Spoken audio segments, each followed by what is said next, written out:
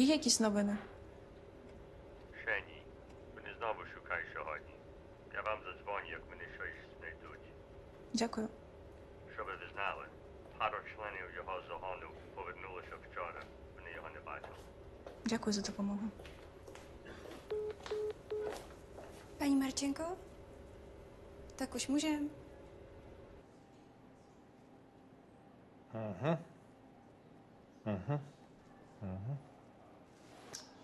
Osmiletá praxe. Ano, a Co taky... si myslíte o naší zemi? Co si myslíte? Líbí se vám tady? Ano, samozřejmě. Musíme se zlepšit ještě v jazyce. A jak vám chutná české jídlo? Jo, chutná? Zkoušela jste vůbec něco? Ano, bylo to moc dobrý.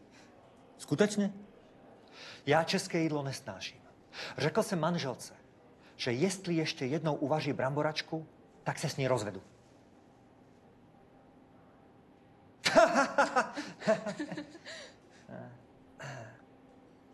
Jste vdaná? Ano. A jak se líbí manželovi město? Až přijde na návštěvu, tak se zeptám.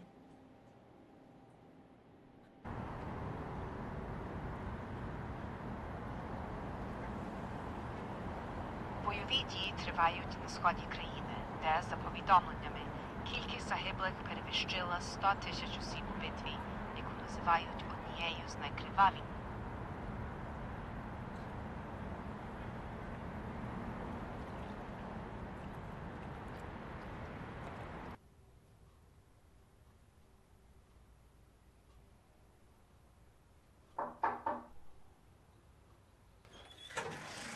Něco jsem uvařila.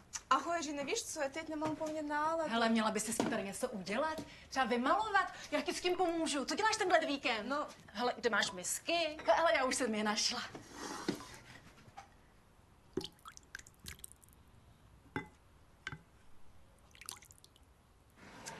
To je bramboračka. Recept mojí maminky.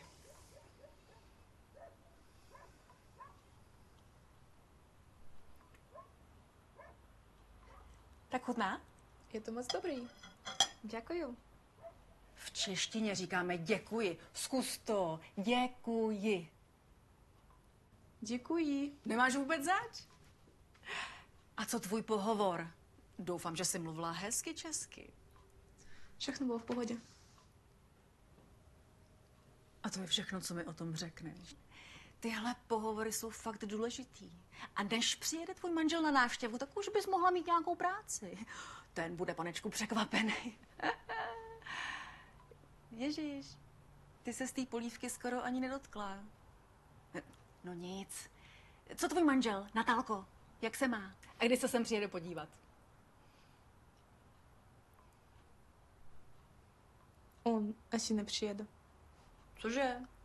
Před 3 dny mě telefonovali. Neví, kde je. Říkají tomu, že je nezvěstný.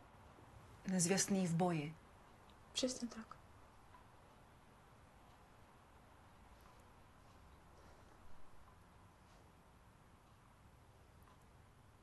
To je mi fakt líto.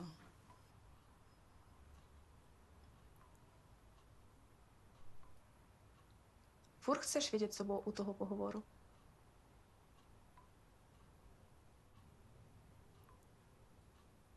Bylo všechno v pořádku? Ne, nebylo. Přišla jsem pozdě. Nechápala, na co se mě ptají. Pochybuju, že vezmou člověka, který sotva mluví jejich jazykem.